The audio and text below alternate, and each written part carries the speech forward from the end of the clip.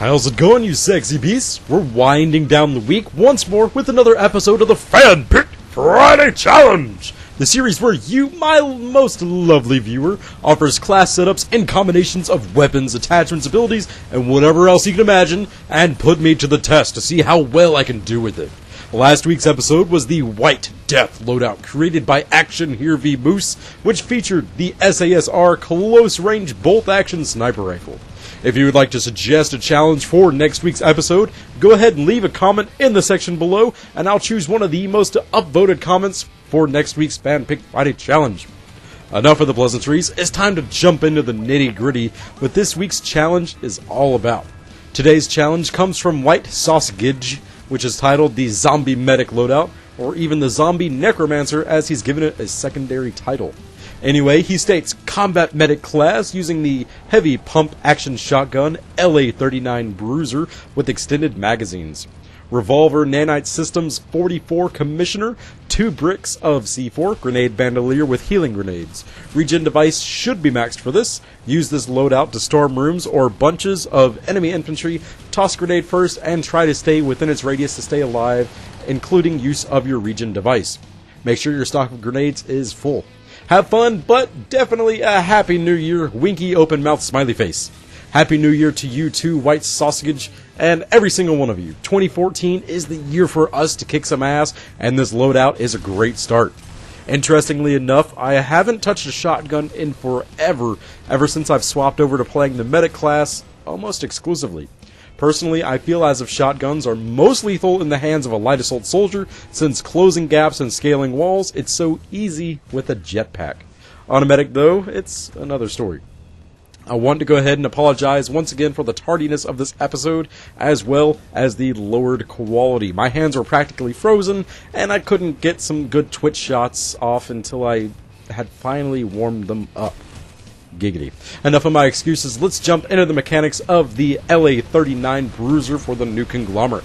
If you are playing the Terran Republic or the Vonu Sovereignty, their equivalents are the TAS-16 Blackjack and the Deimos VA-29 respectively. These shotguns are the most lethal weapons in close quarters due to them firing off a total of 11 pellets per shot, which each pellet deals 130 damage.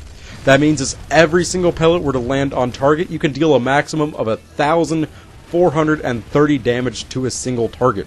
Or multiple. Who knows? It's shotguns.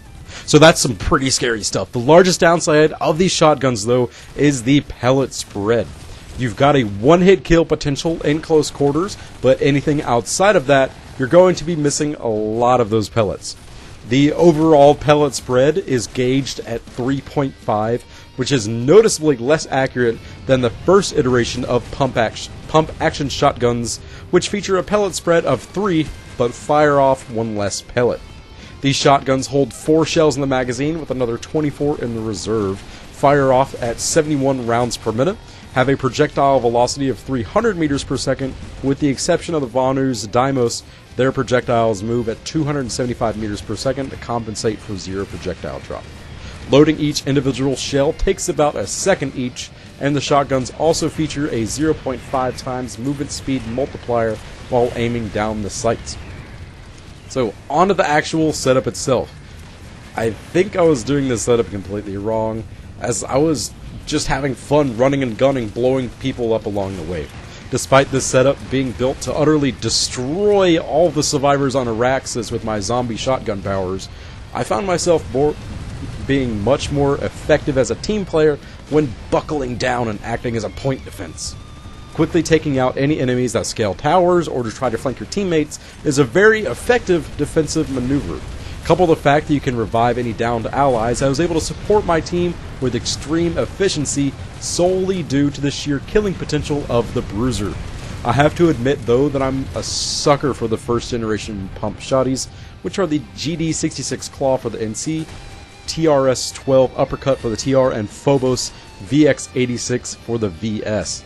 I prefer those over the second generation shotguns solely due to their tighter pellet spread, which allows them to hold their killing potential for longer distances. The Bruiser is amazing in close quarters, but once my prey stepped to the other side of the room, it would take a good 3 to 4 shotgun shells to down them. which would probably get me killed before them. I don't think I ever got to the healing grenade part to work for me, and if I did, I don't quite think I noticed it very much. The Regen aura, though, is pretty overpowered if you can pop it while taking damage, or just to keep yourself topped off after a pretty damaging engagement. You're holding a boomstick of ponage, holding about 30 shells worth of one-hit kill scariness, and having the ability to always be at full health when stepping into the line of fire pretty much gives you a hefty advantage. That is, if you're up in their face. Anything outside of about 10 meters, you're better off shooting a squirt gun at them. Using the Commissioner pistol as a secondary for this setup is more than likely an absolute requirement. Getting caught out of position or out in the open with the shotgun in your hands is probably the worst feeling in the game. With that trusty 44 Magnum at your side, though, you can properly engage targets at ranges that would otherwise turn your badass boomstick of death into a wet spaghetti noodle flinger. The Desperado or the Repeater might be strong contenders too, if you're only fighting in Tower Outpost or Via Labs. Otherwise, the Commissioner is a fantastic all-around. Now, for the Grenade, Bandolier, and the rest of the setup in general, I'm not so sure about it. I understand the zombie-esque aspect of close quarters burst damage and bullet sponge, but I think that Nano-Weave armor would be a fantastic addition to the setup. Tossing a heal grenade, hitting the Regen aura, and just going to town with that 20% damage reduction might just make this an absolute overpowered setup to contend with in close quarters. I also think the major drawback I have when playing with any grenade is that's not the normal fragmentation, is that I still think it is a frag grenade. If I have a revive grenade equipped, I'll more than likely throw them at enemies hoping to blow them up, or throw frag grenades at teammates to revive them. Either way, I think my brain is hardwired that all grenades boom and hurt, so that might be why I don't get much success as being a zombie necromancer.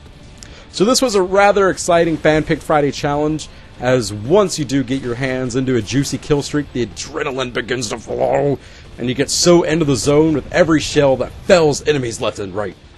Thank you so very much for your suggestion of the zombie medic / necromancer loadout, Mr. WhiteSausgage. I hope you guys enjoyed this week's episode, and if you did, please give it a mega super awesome big ass thumbs up. If you'd like to make a suggestion for next week's episode, go ahead and leave a comment in the section below. Make sure to include any weapons, attachments, class, factions, abilities, or whatever else your enigmatic mind can think of. Remember to upvote any other setups that pique your interest, or just look like they're made up of approximately 143% awesome, and I'll choose one of the top voted comments for next week's episode. Thank you all so very much for watching, and if you'd like to see more videos like these, go ahead and subscribe. I promise you, it is completely free. Believe me.